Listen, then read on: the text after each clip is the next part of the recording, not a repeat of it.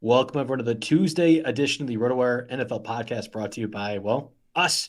Jake and I are diving in our final pre-free agent podcast of the offseason, diving in next week into those guys that you might want to pick up for your teams entering week one. But this week, this Tuesday, today will be our infamous over-under podcast. Past couple of years, we've been pretty good going over every over-under win total for every team. Last year, not so much. We'll see if we can come back, get you some best bets to be successful and get you to a point where maybe you can make some money on this too. So let's dive right on into it. After all, once I find the music here.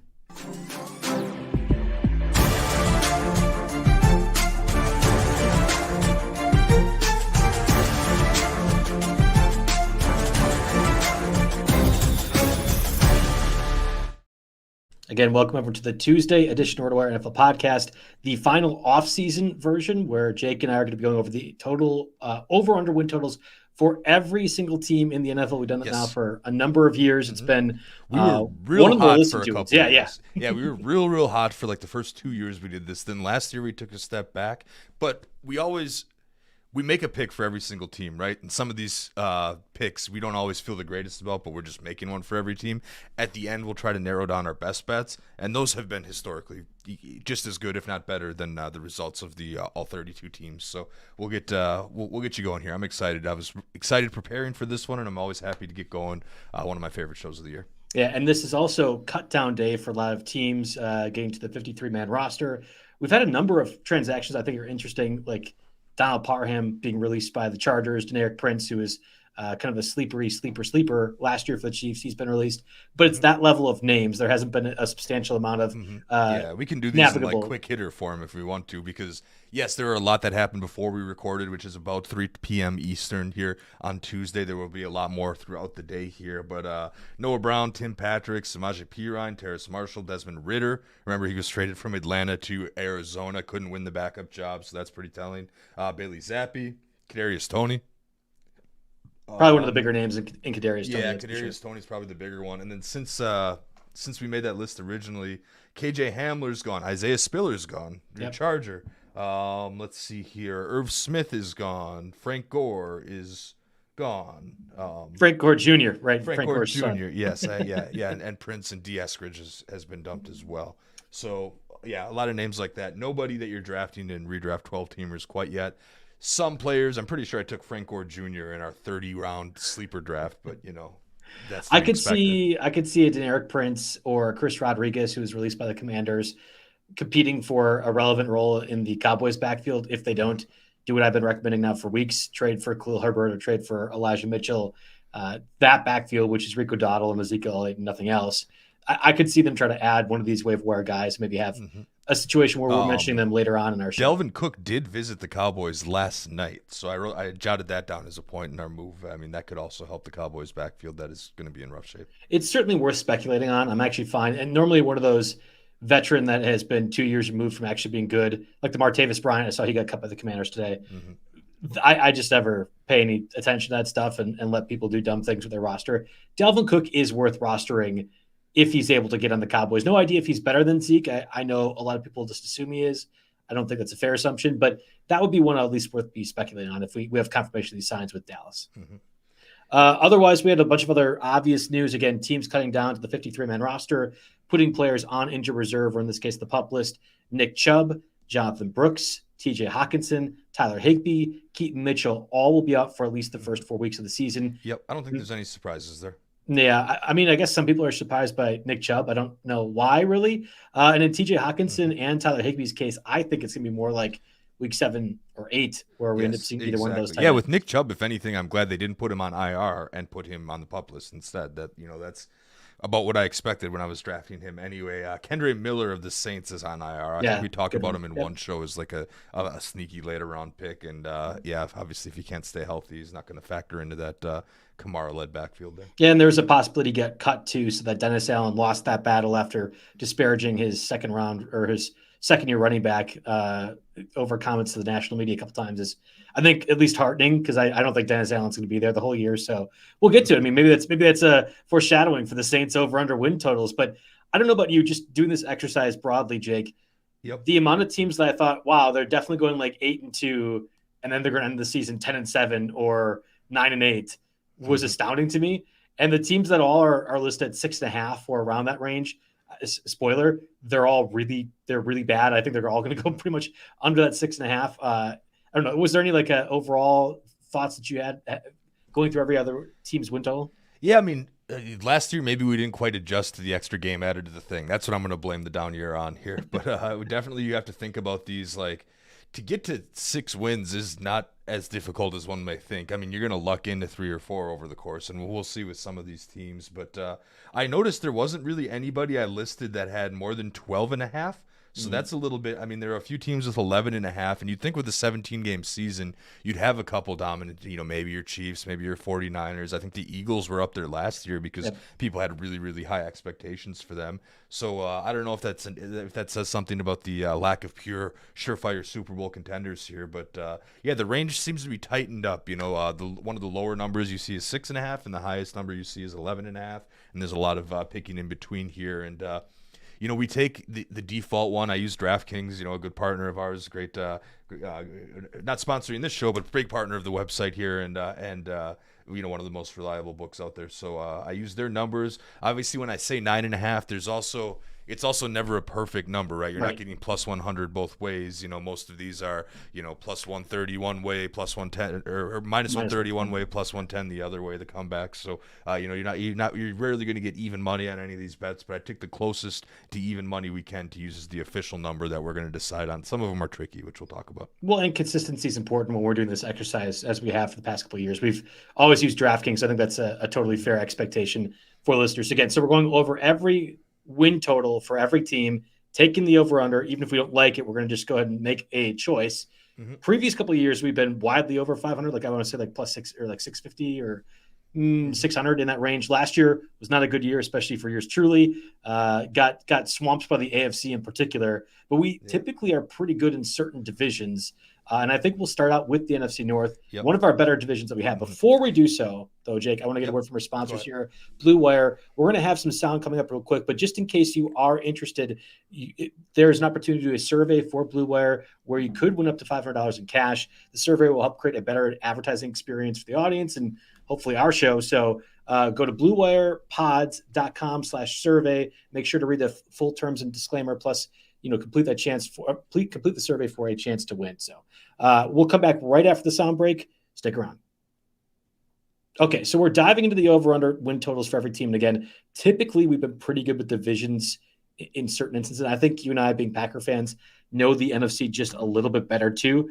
So I thought we'd start with the NFC first. Yep. I don't know if it matters to you. I'm getting breaking news that Peyton Hendershot, again, we're on the cutdown day for teams. Peyton Hendershot, who was a second-round tight end, I think, last year, who I know Uncle Ted, who was in the chat, loved quite a bit, got traded for a conditional 7th to the Chiefs. The Chiefs did have Jared Wiley, who I liked a little bit as a 5th-round selection this year. We'll have to see. They cut Irv Smith of Vikings fame and legend during 53-man cutdown day. So we'll see if Peyton Hendershot ends up getting on the practice squad or whatever else. But Chiefs made a move to acquire him. So NFC North, our cover boy, at least for the YouTube show, is Jordan Love and the Packers. Did you feel like this is one of the easier totals? Because I actually did. I'm not sure if it's biased or not. I mean, I was pretty confident in going over. And this is, you could say I'm a homer or whatever, but I think the Packers have hit their over on the last 3 years, and that's actually helped our record here. The Packers have hit their over, either exceeding expectations when people expect a down year from Rodgers, or exceeding expectations in Love's first year. Rodgers came out and had that MVP a few years before. So the last handful of years since we've been doing this show, we've been homers and picked the Packers overs, but yes, those have also been correct. I'm not making it a best bet this year. Just because I think, we saw the backup quarterback situation. Clifford has not looked great, and Malik Willis. Clifford's got cut, by the way. I'm not sure if you saw Clifford that. Clifford got cut? I missed that. But they traded. He's going to make it back to the practice squad, theoretically. Yes, exactly. That's what I figure will happen here. But I mean, if Love regresses or gets injured, worst case scenario, then bad things are going to happen because they're not prepared for that. But for now, the way things are, I thought this was a pretty easy over 9.5. I'm just not making it a best bet. I'm sorry. I'm looking over my notes. Peyton Hendershot, I was confusing with Luke Schoonmaker, who was the second round pick last year. I apologize. Anyone who's ranting 5 minutes later on the conditional seventh traded for not Luke Schoonmaker. No, it's Peyton Hendershot, which is maybe a bit more interesting actually. Maybe we should just save those for the end of the show, right? We can run. We can run down. Let's get through the over unders here, and then we'll save the Peyton Hendershot talk for the end here. Let's Fair enough. I was already sweating. I've been going crazy all day. A lot of other random things been happening, and getting Schoonmaker and Peyton Hendershot mixed up was tearing at me. So I apologize to you. Not on my bingo card for today either, but anyway. I agree Packers with you. over 9.5 the Packers. If you said they were an 11-win team, I'd say like, yeah, that's about right. We go any further than that, 12 or 13 or 14 wins, feels pretty wild. And frankly, I don't know if there's going to be many teams over 13 wins or even around that range. The NFL, there's clear parity in terms of the top. I'd say the top 12, top 14 maybe, and everyone else. But because that 10 or so teams, 12 or so teams are all, I think are all kind of in the same range, there isn't one I'm saying is dramatically better. Whereas last year, it was Niners all the way. Like if you said they only lost 2 or 3 games, I wouldn't have been surprised. So I will take the over 9.5 on the Packers, just like you. And I guess spoiler for the listening audience, we're in pretty much lockstep for the entire NFC North division, going next to the Bears at 9.5 wins. We had that one correct last year too. They were priced up a little bit more. We took the under. You had, I think, made that either your best bet or had at least teased one of your friends who was all over it. And I think it's the same thing. And they're higher now than they were this year. Yeah, so the Bears 9.5. That's funny. Yes, we did go under last year. And the same friend, so before I even looked at these totals, right, same friend I do a $100 bet with every year. We pick a number for the Bears over under. That's fair for both of us. He takes the over. I take the under. You know, it's been a pretty good couple of years. Good friend to have. But hey, shout out to Devo out there if you're listening. But anyway, 9.5. He asked me before. He was over this. We hung out this weekend. He asked me, hey, man, how, honestly, bias aside, how many games do you think the Bears are going to win? How is the season going to be? And I thought about it for a while, and I was like, you know what? Rookie quarterback is a little bit of a concern. Williams has shown some good and some bad this preseason. I thought about it, and what I landed on, I was like, they're going to go 9-8 and be just on the edge of the wild card, right? So then, and then of course he's flabbergasted. He thinks they're going to do way better than that. But I thought what I did was a very, very reasonable prediction here. You know, for the Bears, you know, bias aside. But then I looked at their over/under total, and I was kind of surprised to see them up at 9.5. That was high. I thought 9 wins was going to be me picking the over for them this year. 9 wins it turns out to be me picking the under because 9.5 is a little bit too juiced for me. Yeah, I agree with you. And I go through every team's schedule, try to do the win-loss in my head. It's not always perfect science. But I was putting them between 8 and 9, and I knew the number ahead of time at 9.5. So there's maybe some just subconscious bias involved in that. But I think you'd be really happy if you're a Bears fan. Well, I guess maybe not Devo, but most Bear fans would be happy if you got close to 9 wins again, competing for the wild card. And I think they will. I think the NFC is a little bit weaker again. It's just hard for a rookie quarterback to be successful right off the gate and right out of the gate, I should say. And the weather in Chicago, I think, can impact things too offensively, which is their strong suit. Not that their defense is bad, but yeah, we'll see. Actually, their defense played really well down the stretch last year. I'm going to give them credit for that. They were definitely winning some games last year. It didn't make me sweat my bet, but made me think, okay, if their defense can play like they did during the last 6 games of last year, and they can get something out of the offense here, then you know they'll eventually get to 9 wins and maybe some growing pains, a little bit rally down the stretch last year. But yeah, 9 wins is what I'm going for the Bears. Yeah, I'll take the under on that 9.5 total on DraftKings. Going to the Vikings, this is going to be one of my best bets. I think the Vikings are easily under 6.5. And I want to be clear to the listeners, last year I felt very confident the Raiders would be under their win total, which I think was 5.5 or 6.5.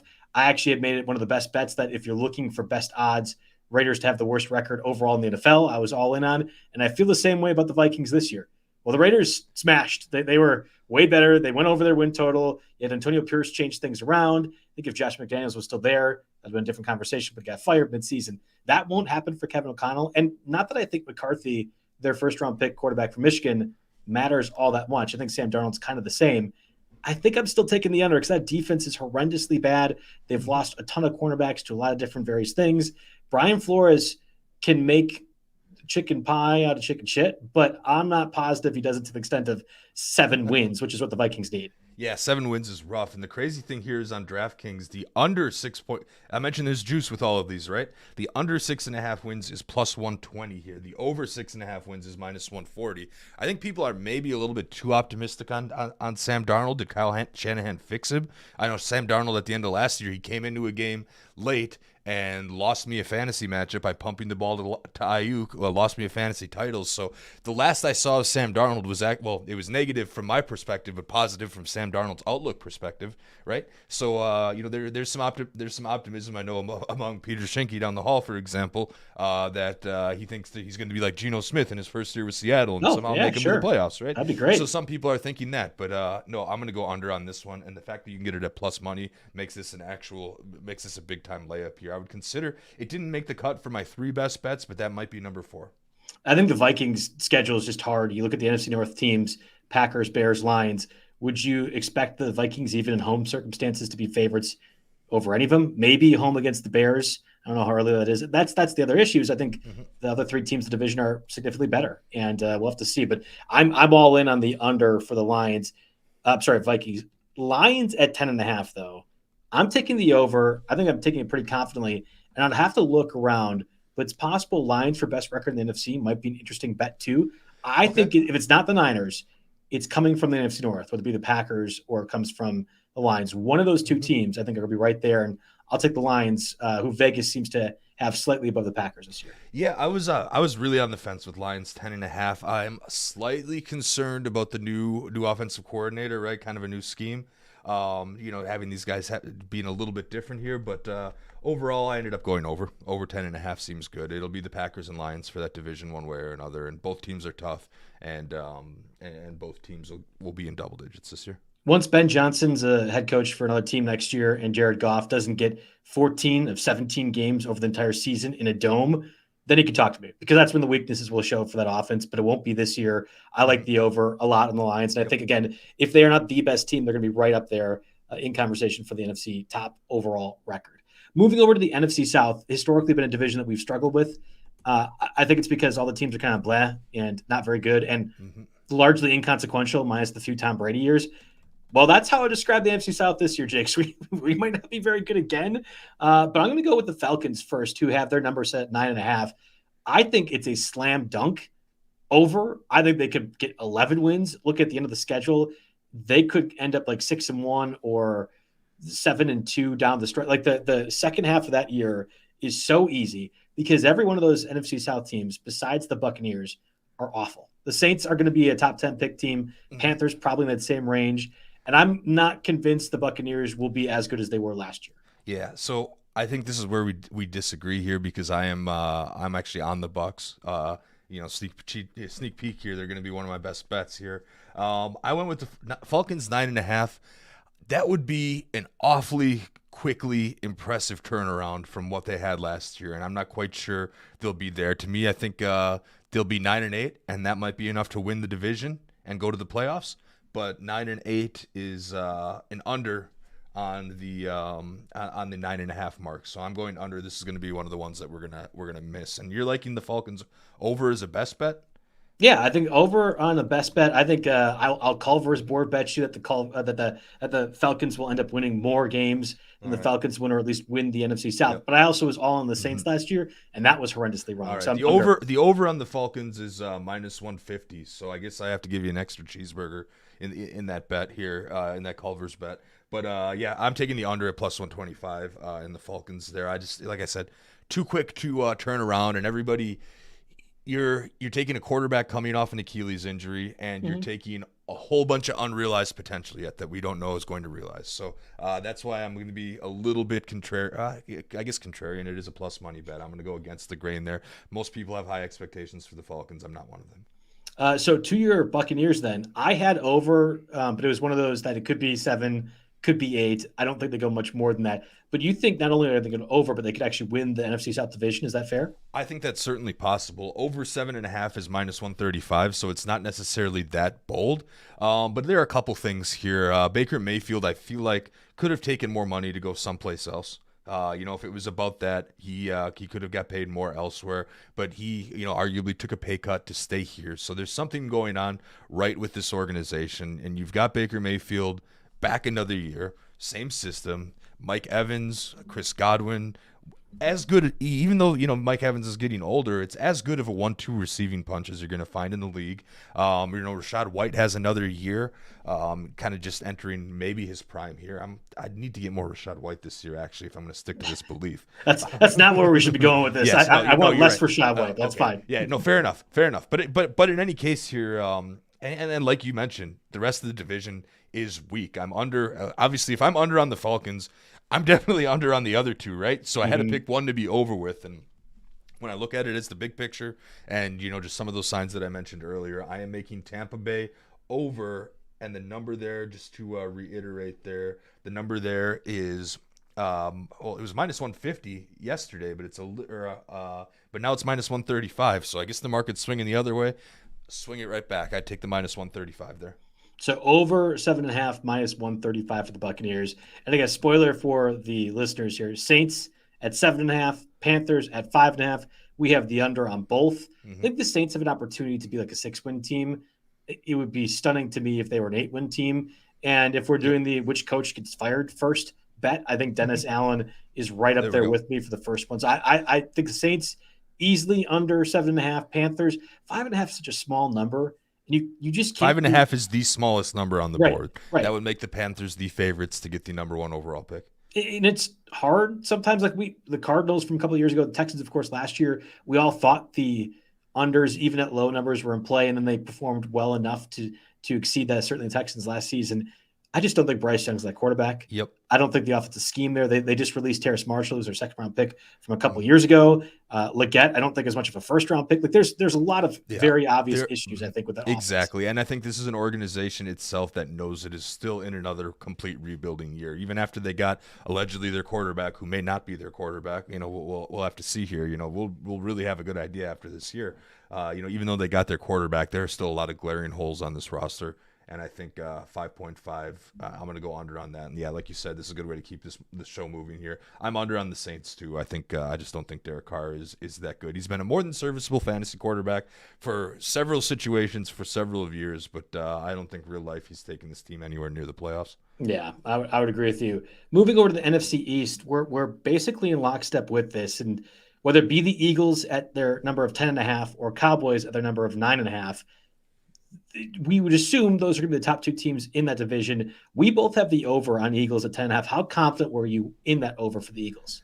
I mean, not confident enough to make it a best bet, of course, but I think a lot of other teams in this division regress a little bit, and 10.5 is a very, very mild number for the Eagles. I don't think it's super bold to assume that they're going over. I'm going to quick look at the juice on that. Over is minus 130, so it's not crazy bold to be thinking that, but yeah, I definitely think they're over. I just think that Hurts and A.J. Brown and Devontae Smith, this combo, it's good. It's a good offense. They're going to score a lot of points. Whether the tush-push works or not without Jason Kelce, not big enough of a factor here for me. I think the defense will play just well enough, and the offense is going to score loads of points. Yeah, and the Cowboys re-signed CeeDee Lamb yesterday to that massive deal just under Just Jefferson's money, which is great. I wasn't really worried that they weren't going to make that decision, but it makes it easier to take the Cowboys over.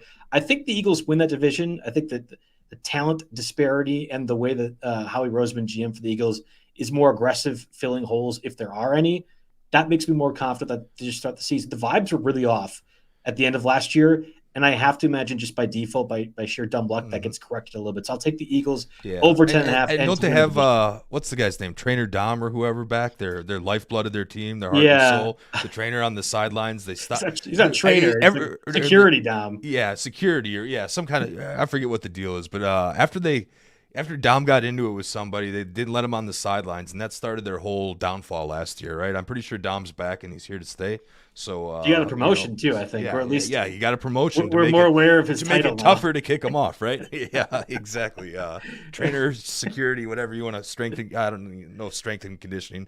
Higher than a get back guy, but or lower than the get back guy, higher than the random security guard, somewhere in the middle there. But anyway, Dom's back, good to go here.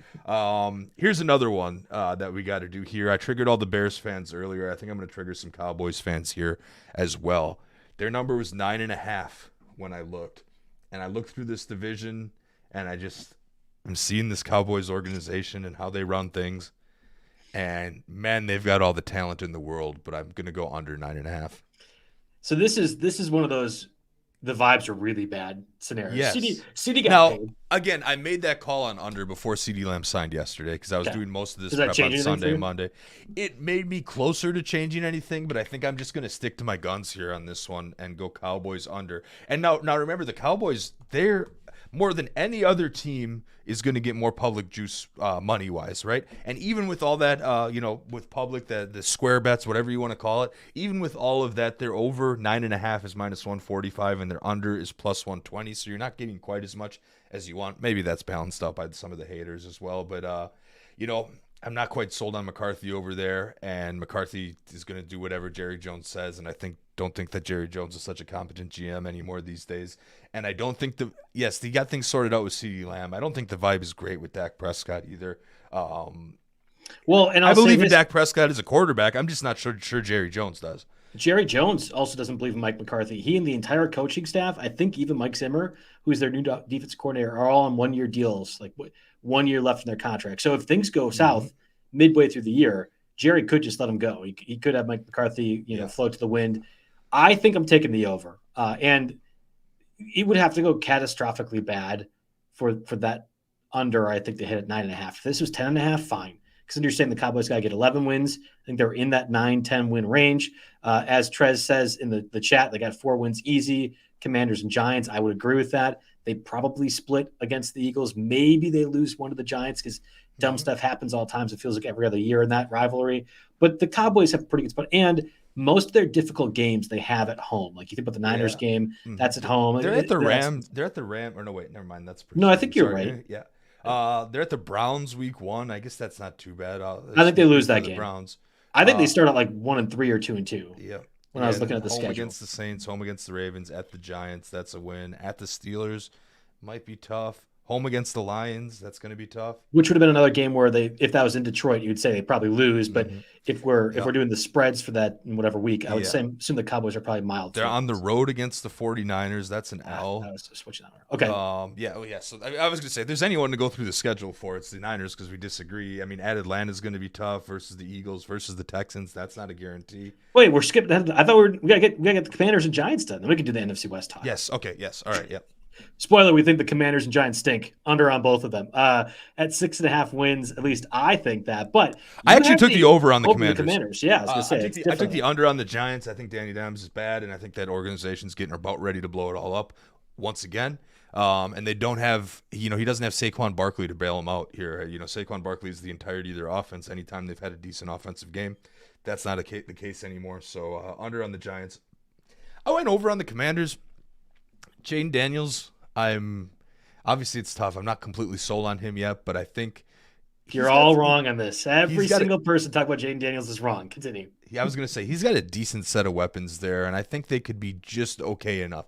Remember, 6.5. That's not a big number. It really isn't here. And teams, you will usually find their way to luck into a couple. I mean, the Commanders got the Giants a couple times. I think they'll sneak. I'm going to take. Jake, I care about your win-loss record. Yeah, I'm a friend to you right now. Do not take their over. Dude, the weapons they have is Terry McLaurin. And then Ben Sinnott, who's not going to play until week 5 because it's Cliff Kingsbury and Dan Quinn, the coaching staff, who stink. And they got rid of Chase Young. He's no longer there. I think they still have Deron Payne, but Montez Sweat, not there. Their defense is worse as well. There is nothing good about the Commanders other than Dan Snyder's not owning the team anymore. That's the one positive. Hey, but there's no way they're a 7-win team. That is one of the worst teams in the league. They finished with the second pick last year for a reason. Fair. Let's see how much juice I'm getting on this. Yeah, is it just you trying to be confident and getting some plus money with the sneaky call with the Commanders? No, the under is only +110. Don't do this. Just take the under. You're gonna be happy. We can celebrate. Actually, the under being plus money, fine. All right, I'll tell you what. This is very rarely does this happen, but you got me to change my mind on this one. Yes. Yeah. All right. The under, especially the under being plus money like that. All right. All right, write it down. Commanders, Giants, both the under on their 6.5 win totals. Yep. Completely agree that if there's one that's safer, it's the Giants in my mind. Daniel Jones is not a top 46 quarterback in the league. He's not that DeVito is better. God, I don't want to do the DeVito crap again. But I think that Daniel Jones is not a starting quarterback, and the Giants might find that out at some point in the near future. Let's go to the NFC West. You mentioned it with the Niners. We took the under at 11.5. I kind of thought it's going to be 11 or 12. It's not a scenario where they're missing the playoffs, and I still think the Niners are the best bet to make the Super Bowl from the NFC, although I would imagine the odds are not something I would really care for. Do you want to go through the schedule on the Niners? Like, is it the win on this one or nay on that? Because this is worth spending time on, I think. Yep, and under 11.5 wins is minus 145. So I actually thought it'd be the other way. You get I would too. A little more juice if you take the over here, but to me, obviously, I should be a Brock Purdy believer at this point, right? You took him as far as he did, and beat the Packers.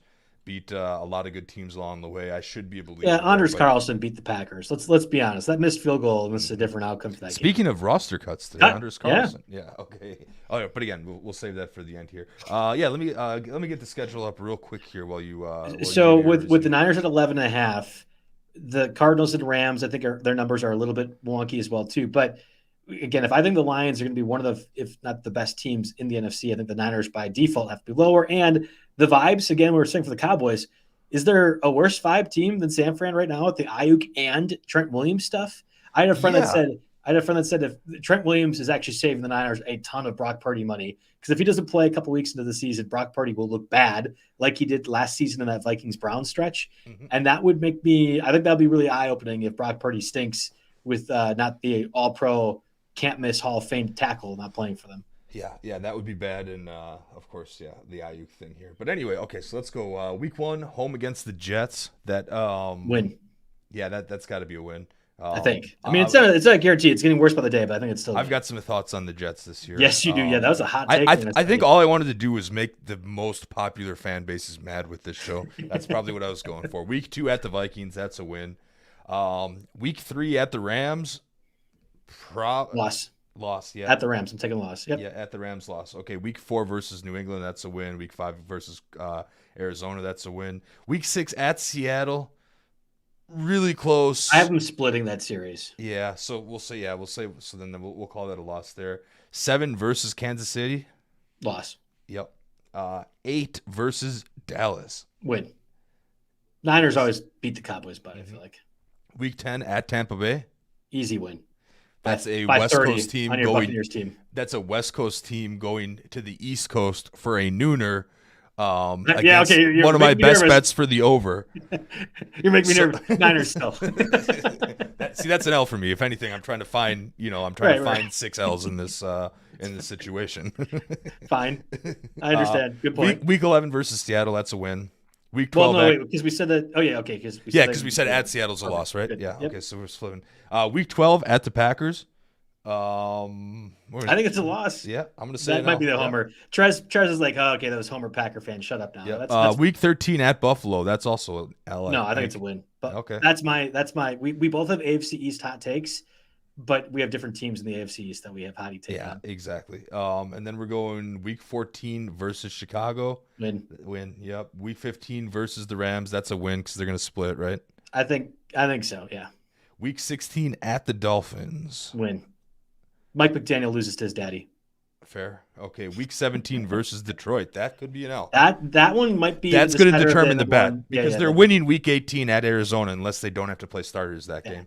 Right. So Week 17 could very well determine the over-under bet. It's 11 or 12. Right. They're within one game of that spread call, I think, for sure. Yeah, they're going to lose that Week 10 game against Tampa though.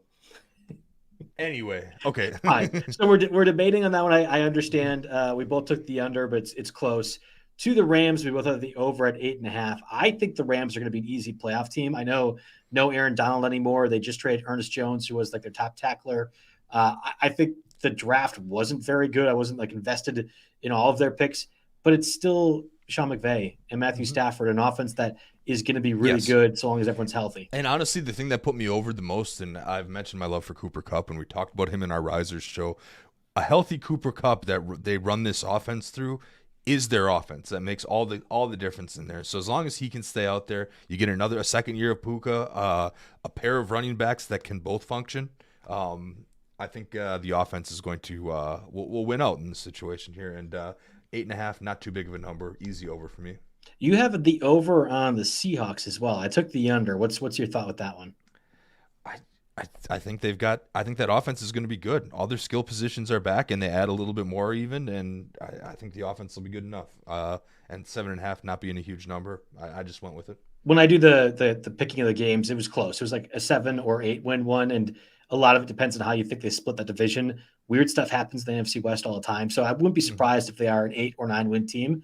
I took the under because I think talent wise, I'm opposite to you. I'm not of the belief they're all that good, but maybe you just listen to Shanky too much. He thinks Geno Smith's really good, and therefore Sam Darnold's really good. So maybe that could have been your. I don't know. I don't know if we want to put that on Pete and thinking that Geno Smith's really good. He just cited that as an example as to why Sam Darnold might not totally suck. If I was a Vikings fan, I would look for any possible thing that would make me happy. It won't happen, but I would get it. I understand why you do I get it. Yeah.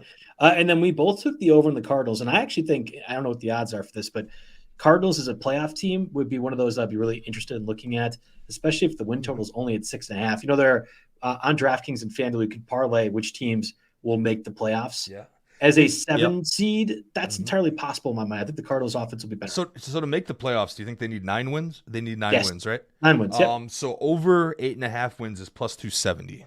Yeah, I think that's in the realm of possibilities for sure. Yeah, exactly. You'd have to have the Seahawks be worse, and maybe Stafford gets injured for like a month, and the Cardinals sneak a win in there. It would be that kind of scenario. But I can see, over 8.5. But we're both easy over on 6.5.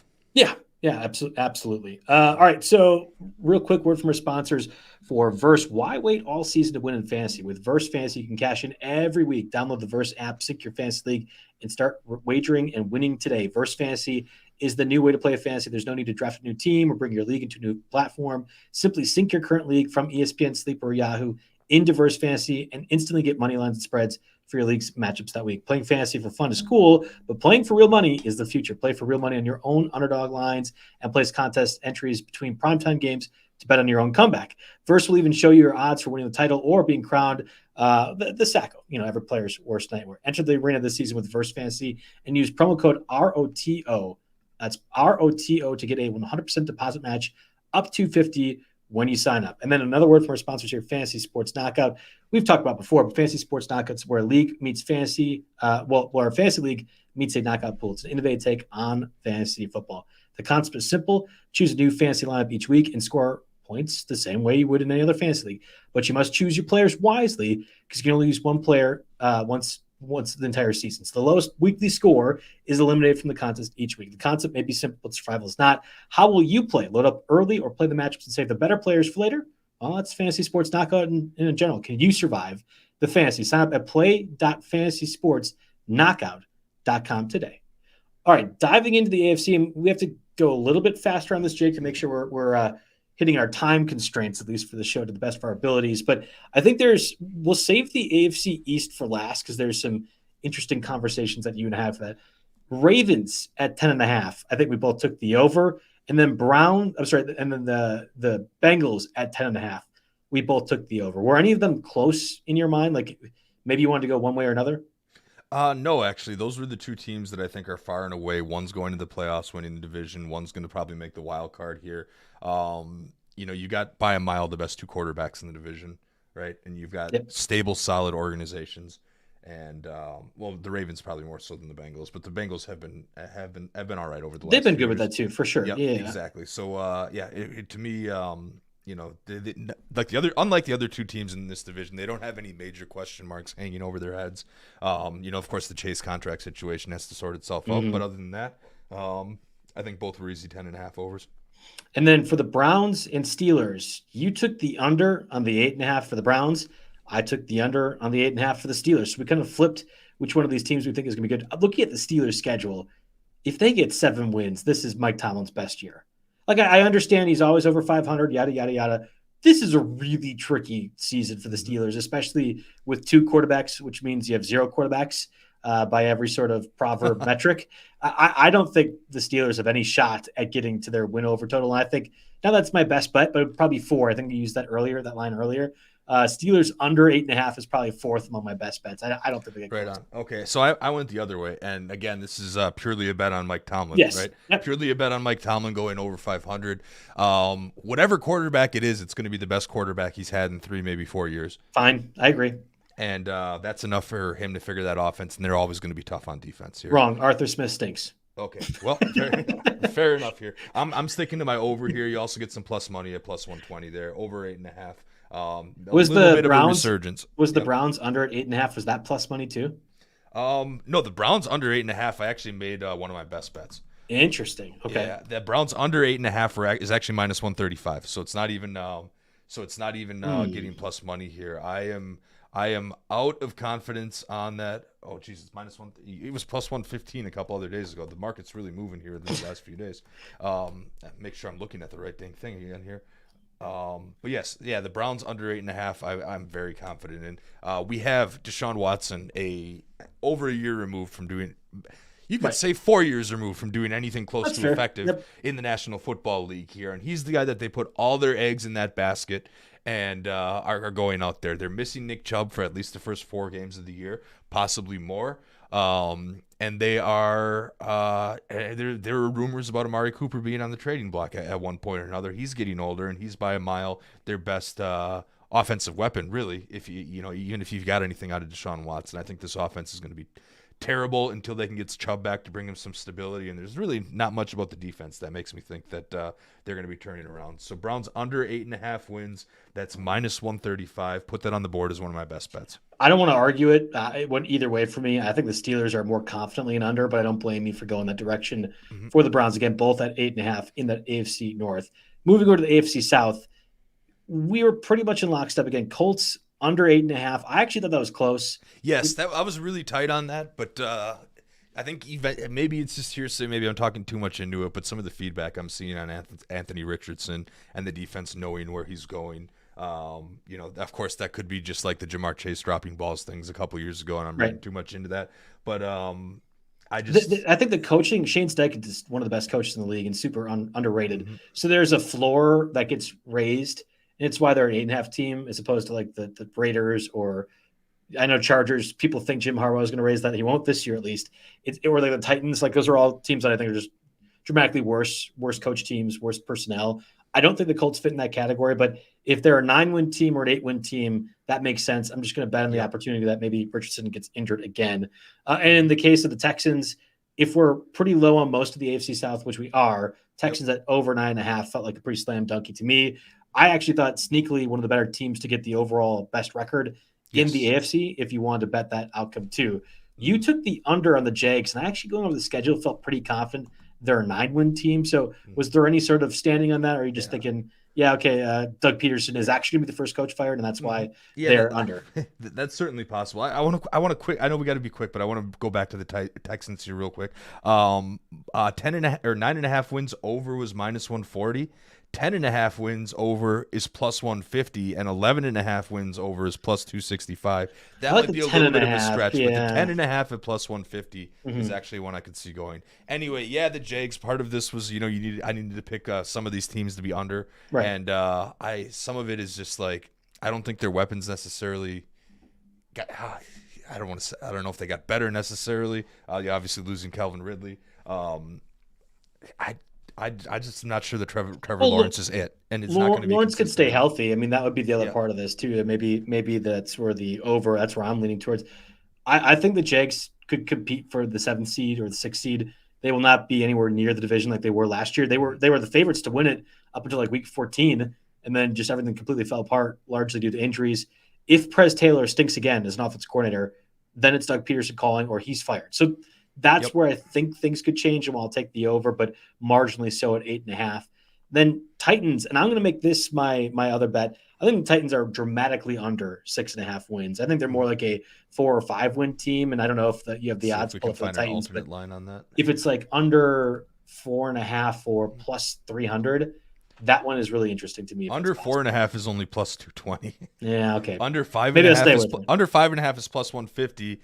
And under 6.5 is minus 135. Okay, so I'll take the under at 5.5. Like that's the one I like more. I was on the under. Bad team. Yeah, I was on the under because for the obscene amount of DeAndre Hopkins shares I had last year, I watched more than enough Will Levis to know that he's not a 6-win quarterback. So. Yeah, that's I think literally, and the coaching staff is far from guaranteed. Like if you got a Jonathan Gannon first-year Cardinals season where, he's not actually miserable and wasn't the obviously last coach hired. that's a win for you if you're Titans and taking the over on their win total. So Mhm. AFC South, we have the under on the Colts. We have the over on the Texans. Texans 9.5, Colts 8.5. And then we split. I guess we both took 6.5 under for Titans. I have it dramatically more so. Jags, we split on. You went under 8.5. I went over 8.5. Again, I want to save the AFC East. We'll go to the AFC West. I have under 11.5 wins for the Chiefs. Not because I think they're going to be bad and I think they're totally fine to make the Super Bowl once more. I understand why people are betting that. But we've proven, especially last year, they don't have to get things right to still be able to be hot when it comes to the playoffs. And that team's a little bit older. If an injury were to happen to Mahomes or whatever, I think 11 wins feels much more comfortably than 12, which is where you have to go if you're taking the over on that. Mm-hmm. Yeah, I mean, obviously the risk of injury pushes all these totals down from what they were. I went over just because I think they're a pretty clear favorite in this division, and the schedule looks okay. There's some really bad teams that are layups in this division, and I mean, Patrick Mahomes is the league's new Tom Brady. He's going to get every call going for him. He's not going to be defenses aren't going to be able to touch him, and he's going to continue doing what he's doing on his way to chasing some of those Brady records. We had under Broncos 5.5, under Raiders 6.5. I actually think the Raiders are again going to be not very good, but I'm saving my best bets because as I'm looking over the review of this, I definitely have two more that I really like, Jake. So. Mm-hmm. I assume for both these teams, that's what I mentioned at the beginning of the show, the teams that are not very good are going to be exponentially not very good. And I would be very surprised if Bo Nix gets that team above 6 wins. And Gardner Minshew definitely is not getting that team above 7 wins in my mind. The scheme that they're going to do, I think, is tough. This is one of my best bets. I think this is either number 1 or number 2. So 2 of your best bets so far have gone the other way on. Yes, I feel very confident that Chargers under 8.5. There is zero way. You can say that Jim Harbaugh literally made a deal with the devil and he has to wear khakis in whatever place he's going to after death. And I will still say there's going to be an under this season because there's no way he gets the talent that this team does not have to be a 9-win team and competing for the playoffs. That would be shocking to me. One of the bigger shocks, maybe not Texans level shocking, but there is zero chance that they are over 8.5 wins. So admittedly, you're way closer to this situation as the Chargers beat writer. You're following this team day in and day out. You're probably the second most after the Packers, right? So I should value your opinion here, but I don't. But I don't. Yeah. So what I actually value here is I don't know if this is just like self-confirming bias here with how much I have, but I actually think Justin Herbert is good. I think Justin Herbert's very good. I think he's being very underrated here, and I think that I think Jim Harbaugh back in the NFL. He is a smart enough leader to be able to figure out how to put the right people around him and get an offensive scheme here that's going to work for him better than the last coach. Even if it's putting that responsibility in the hands of others and not himself. The other thing is the Chargers. I mean, you've watched a lot of Charger games. How many close games did they lose by a field goal? Over the last couple of years in the previous regime, I think where Harbaugh can come in and make the difference is be a little bit better of a game manager, game strategist, just not be stupid, and right? just not be stupid, right? And if half, they were close to 9 wins, for how many of the last couple of years? Say we move a couple back due to the talent departing, and we tack a few more on based on just having some competent coaching those decisions. Things? Like I think competent coaching covers how they could be a 6 or 7 win team. And not a 5-win team like they have been the past 2 years with Brandon Staley. I think the talent, if nothing else, kind of evens out. I mean, they lost Keenan Allen, Mike Williams. Herbert is already injured with a serious thing. Their backfield is concern after concern with J.K. Dobbins and Gus Edwards. Lab McConkey is your top option besides Josh Palmer right now. The offensive line is great, and I think it's why that there's probably a floor. And I don't think the Chargers will be the worst team in the league come this point next year. But 8.5 is ridiculous. They are not anywhere near a playoff team, which is what these odds are trying to suggest. So put that down in pen. Under 8.5 wins for the Chargers. You turned me over on the last one. I don't think you turned me over on this one. I still think they're going to be better than you expect. I feel better about getting you to take the end of the Commanders. Like I'm doing you a service because I love you that much. But fine, you could just be on the wrong side. I'll be on the right side. I got to stand my ground here at one point or another. All right, well, let's get to the AFC East. We've been spoiling this now for a little bit, or at least holding our tongue. I think the Jets are poised to be one of the best teams in the AFC. And you took their under at 10.5. We're doing this, huh? Okay. Yes. So, Tricky how this is set up here, right? Because the number is 10.5, which is the under is -145, plus 115 is the over. If you go down to 9.5, -155 over, plus 30 under here. So I actually took under 10.5 at -145. That's officially going to be my best bets, but my best bet. But I also like the Jets under 9.5 at plus 130. And I think about sprinkling even lower than that here. We're going to definitely disagree on this here because. Okay, let's start from the top here. Let's start with Aaron Rodgers here. We can't start from the top, but we only have like 3 minutes. Yes, okay, we only got a couple minutes here. So yeah, let's just start with Aaron Rodgers, a 40-year-old quarterback who is removed from a serious Achilles injury here. Maybe, I did the same thing with the Falcons, right? I took their under with Cousins coming back from an Achilles injury, and maybe it's not believed. A lot of this is just as simple as me not believing 40-year-old men can bounce right back from a serious, possibly what used to be a career-ending injury, quite that easy here. So, part of me is that, and we all know what happens to the Jets if Rodgers isn't Rodgers here. And well, they have Tyrod Taylor, though. I think that's different than Zach Wilson now. Yeah, I guess that's a little bit different here. Maybe that gets him 6 wins. But Rodgers rehabbed in a van down by the river. How dare you say he will not be ready by week 1, Jake? He bathed in healing crystals to get his Achilles back in it. But listen, man, the signs are showing, down the tail end with the Packers of Rodgers not being a good teammate, the vibes not being right there, him getting his little exclusive click, him thinking he's LeBron and can armchair GM now. And now you're throwing in a 40-year-old man that's, a couple years or that's going to be, a year removed from his serious Achilles injury. I'm going to keep going back to that point. Who was already on the tail end of his career. Yes, he likes to come out there and prove people wrong. He did that with his MVP season, but I think that was it. That was it that he had. I don't think he's not the answer for this organization, and he's going to have some tough questions to answer from that New York media about 4 or 5 games in when they've only won 1 game tops. If they lose in the first round of the playoffs, I'm not surprised. As a Packer fan, I've watched that before with Aaron Rodgers, but I'd be very surprised if they're not close to 10 or 11 wins. I'm not like I need to take the over, but I definitely think it's in play, and we're going a different direction with that. You are all over the Bills 9.5. Or I guess, are you lukewarm? Do you care either way? Yeah, well, so this is one where obviously I'm not confident enough to make it a best bet, but I did take the over on the Bills, and that's purely a bet on Josh Allen. Now, I know his wide receiving weapons, why is that so hard to say, are not anywhere near what they were last year. That's going to be an issue, but I think Josh Allen, kind of like prime Aaron Rodgers, can figure out a way to carry that offense on his own and do it with his feet if he has to. They're going to be maybe not quite as good as last year, but in the same vein as last year, and they're going to do well enough. If they get healthy on the defensive side too. 9.5 wins is pretty low for me. I think they take the over. One of these has I think one of these has to be correct. Either you're under on the Jets or under on the Bills. I'm dramatically under on the Bills. I think they are sooner unlikely to make the playoffs, which I think is still plus money, but Nick and I had talked about that back in March after all the free agent moves that kind of happened, and it was a plus 600 thing to take Bills to miss the playoffs. I think it's probably more like plus 300, plus 250 at this point. Mm-hmm. And I feel very confident saying Josh Allen, he's not a good enough quarterback with this offensive scheme to make them a 10-win team, which is what it's going to take to make the playoffs. All over the under on 9.5. And it's in part because I think the Jets at least win 1, if not more, out of that series. But yeah, I think the Bills are easily the 3rd best team in that division, in some order with the Dolphins and Jets there too. And we mentioned the Dolphins. I have the over at 9.5. Not like I was really beholden to that one. You have the under. Were you like needing that one, or you know what?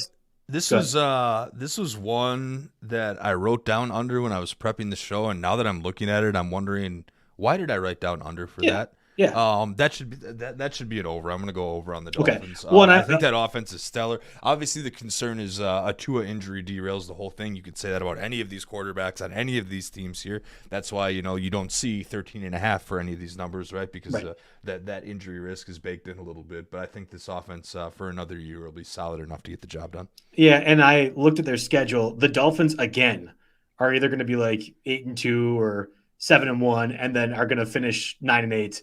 Or 10-7. Their back half of the schedule is ridiculously hard. I have no idea how we've had this happen again for the 3rd straight year. We're going to hear Colin Cowherd just go, Dolphins are amazing, and then just immediately lose when it actually matters against good teams. But that will be what happens again, I think, in Miami this season. Colin does not sound like that. That was an over-exaggeration. I should be clear. And then real quick with the Patriots. Impressions are not our strong suit. No. But picking the Patriots under 4.5 is. I have a friend who likes Colin Cowherd, and that's what I imagine my friend sounds like talking about Colin Cowherd. So that it's we're doing the telephone game of impressions. So under 4.5 on Pats. Are we fine with that one? Yeah, I think we're cool with that. There's not that much to discuss. There's no quarterback. There's no weapons. There's no defense. There's no brand new coach. I just good spot to be if you're Patriots. I mean, that's the simplest way I can put it here, right? You know, as far as my theme of the show and taking the top 5 most popular fan bases and pissing them right off, right. I'm going to go ahead and continue with that theme here. Tress says I'll take Pats under. He likes the I mean, that's sharp, hard-hitting analysis there, but I don't think we're going to find too many people outside of the biggest Patriots homers that are going to disagree there. The show has gone off the rails, but Fantrax has not. If there's something you wish your fantasy league had or features that are missing, Fantrax has you covered, like bonus scoring, custom schedule settings, or deeper team settings. Fantrax is the most customizable fantasy platform in the industry, offering the greatest fantasy experience for your dynasty, keeper, redraft, and best ball leagues. And Fantrax even offers college fantasy football. Create or join Fantasy Commissioner League. Invite your friends, dominate your draft this season. Coming from another service, well, that's not a problem because Fantrax can easily import any of your current leagues and rosters. Ever have a trade go wrong or make a mistake in drafting a player? Well, Fantrax commission tools allow you to undo any move with one simple click. Fantrax is running a special promotion. Sign up for free at fantrax.com RotoWire today to enter for your chance to win tickets to any regular season NFL game for you and your entire league, plus $6K in spending cash. That's right, tickets for your entire league plus $6K in cash. Create a new league or bring over existing one for more chances to win. Go to fantrax.com/RotoWire and sign up today. Fantrax, the home of fantasy sports. So just to recap, Jake, who are your 3 best bets? Browns under 8.5. That's a bet. You know, a lot of these I'm betting against the quarterback straight up, and that seems to be what's the case, at least with the unders. The Browns under 8.5, minus 135. The Jets under 10.5, minus 145. Is officially my best bet, but I would also, I think when I walk to that window, I will, at the Potawatomi this weekend, I think I will be under plus 130, or under 9.5 wins at plus 130 here. I'm going to bet against Aaron Rodgers there. And Tampa Bay over 7.5 was my other best bet. Yeah, you never make a ton of money betting unders, yet that's all 3 of my best bets, or at least there's a different saying. No, actually, there's plenty of money this is not fun to be made in betting the unders. They just always say life's too short to bet the under, right? That's right. I knew but that's in reference to game totals. When you're watching a game and you're referencing you don't want points to be scored, that's a sad way to live life. Rooting against the team all year, you know, I can get behind that. Yeah, easy money to do that for the Vikings, who are part of my best bet, under 6.5 wins. I think the Bills certainly under 8.5. If you could find some solid money on Bills to miss the playoffs, I'm right there with you. And if the Chargers are at 8.5 wins, then they must be a playoff team. I'll gladly take the under on their win total and opportunity to miss the playoffs too. Jim Harbaugh's khakis will not carry that team much further than Brandon Staley's bad, dumb energy. I think Chargers under 8.5, Bills under 9.5, Vikings under 6.5 are my 3 best bets. We got to plug our show tomorrow. I was going to say real quick, this filled up in a day. I'm not sure if you followed this or not, Jake, but our live streamed auction draft on the NFFC filled up within a day. Thank you guys, listeners out there participating, joining, or just wanting to beat us. But whatever the case, you and I will be on at, I think it's 8 Central Time on the RotoWire Twitter, and we'll be having the live stream of us doing an auction draft. We'll be arguing about which players we should have. We're going to build a competitive team, hopefully. Top prize overall scoring by week 17, $15,000. So that's a lot of Culver's cheeseburgers we can buy if we do end up getting that win for that league. So RotoWire Twitter will have that live stream of the auction draft for the NFFC. Again, thanks for our friends out there in helping us out. And then next Tuesday, first waiver wire show. It'll be pre-week 1, but first waiver wire show. Deonta Foreman, who got cut by the Browns, probably signs to the Cowboys, might be on our list of guys that we might pick up if that's the case. And again, apologies to anyone who thought Peyton Hendershot was Luke Schoonmaker like I did 45 minutes ago. I don't know if there's anybody else that you missed or any. Let me refresh this here. Donald, you said Donald Parham got cut. Yeah, I did. I got cut. Yeah. Odell Beckham's going to be on the pup list. Jacoby Brissett's shoulder is fine. Yes, there he goes. He starts over Drake May. Samson Nacua was waived by the Saints. Near a return off that kick. And they got tackled at the 1 yard line. Yeah. Anywho, yeah. Watch for cutdown day. There'll be a lot more of that going on, but that'll wrap it for us. Yes. Again, thanks everyone for listening. We'll be back in next Tuesday with pre-week 1 waivers. Looking forward to diving right into that.